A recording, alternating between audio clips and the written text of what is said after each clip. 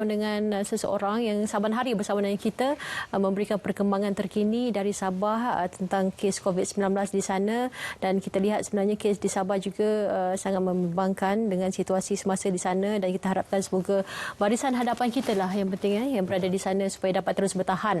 Dan di Sabah ketika ini mencatatkan antara negeri yang mencatatkan kes tertinggi di peringkat tempatan ataupun di peringkat nasional. Untuk itu kita terus saja menghubungi YB Datuk Seri Panglima Haji Masdi Manjun, Menteri Kerajaan Tempatan dan Perumahan Sabah. Hello Datuk Seri, apa khabar? Ya. Selamat pagi Datuk Seri. Waalaikumsalam warahmatullahi wabarakatuh. Datuk Seri, sedikit perkongsian tentang situasi terkini untuk COVID-19 di Sabah dan juga taburan serta catatan kesnya Datuk Seri. Ya, terima kasih. Kalau kita lihat laporan yang kita buat semalam, memanglah secara keseluruhannya masih tinggi ya. Tapi kita juga ada sedikit terang-terang cahaya di hujung teruk bahawa 16 daerah di Sabah semalam tidak mencatat sebarang kes baru. Ya. Artinya kes sekarang tertumpu di perbandaran yang besar seperti Kota Kinabalu, Sendatan dan Tawau, dan di tempat-tempat lain kita lihat penurunan yang agak ketara lah. Dan seperti mana yang saya nyatakan tadi, dalam di 16 daerah tidak ada sebarang kes baru telah dilaporkan semalam.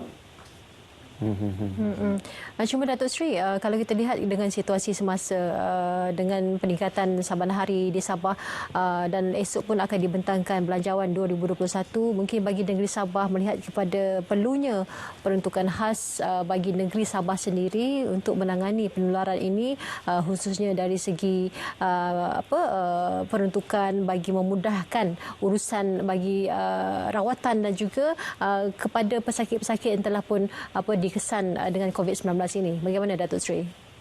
Ya, saya kira ini satu perlakuan yang saya amat cukup dan cukup baik. Kita berharapan dalam belanjawan yang akan dibentang oleh Yang Maha Berhormat Perdana Menteri pada itu, beliau akan beri tumpuan kepada satu peruntukan yang lebih besar bagi menangani usaha untuk memerangi COVID-19 di Sabah secara besar-besaran. Kalau kita lihat, 60% daripada kes-kes seluruh negara sedang berlaku di Sabah. Tapi lebih dari itu, kita juga berharapan ada peruntukan khas dari segi pemulihan ekonomi kita. Karena kalau kita lihat, antara sektor yang paling terjejas akibat daripada pandemik ini adalah sektor ekonomi. Dan sektor ekonomi di semua sektor ya. Dan kita harapkan ini adalah antara tumpuan khusus yang akan diberi oleh Yang Maha Perdana Menteri semasa membentang Belanjawan hari. Dalam hal peruntukan dan juga perancangan peruntukan ini, Datuk Seri, bagaimana Majlis Ekonomi Kerajaan Negeri juga turut merangka suatu perancangan baharu untuk mengakhiri tahun 2020 dan juga untuk menginjak ke tahun 2021, Majlis Ekonomi yang melihat situasi ini untuk satu perspektif baru dalam perancangan keuangan yang lebih efektif untuk negeri Sabah khususnya, Datuk Seri? Ya, kita lihat dan ikut pendapat mereka yang pakar dalam perubatan. Kita akan hidup bersama COVID pada satu jangka masa yang agak lama.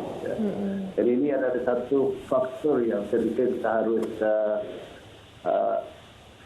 masukkan dalam setiap perancangan ekonomi kita. Artinya perancangan dan juga pemulihan ekonomi kita harus dibuat dalam landasan yang baru dengan mengambil kira andaian bahawa virus COVID ini akan bersama kita untuk satu jangka masa yang lama.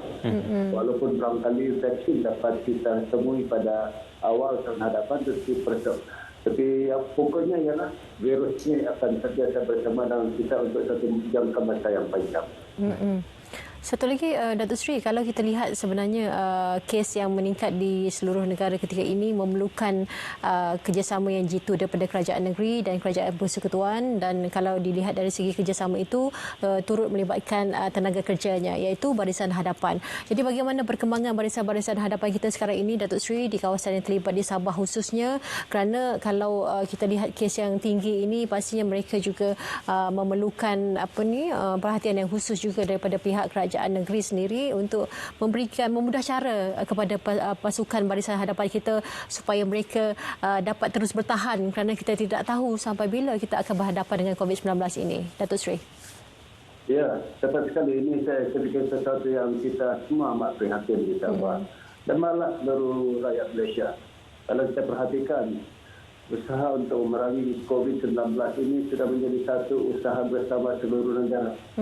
Kita telah menghadapikan perbezaan kecil semasa perbezaan politik untuk sama-sama memberi perhatian kepada usaha untuk memerangi COVID. Ya, kita di Sabah, pertamanya kita mahu terima kasih kerana kita menerima banyak bantuan daripada pakar, doktor dan jururawat daripada Semenanjung. Mereka telah dimobilisasikan daripada hospital lain di negeri-negeri di Semenanjung untuk datang ke Sabah. Dan ini sesuatu yang bagi kita lah pengorbanan yang cukup kita terharu dan senyumi. Kata sebagai satu kes. Ya. Okey. Tidak. Yang terbaru sekarang kita ada doktor pakar di hampir setiap hospital besar daripada Semenanjung yang semuanya berasal daripada Semenanjung, tetapi terbang ke Sabah khusus untuk membantu kita. Ya, saya. Dan kedua, kita harapkan juga ialah kita rakyat sini beri sokongan bulat kepada peran kita, ya.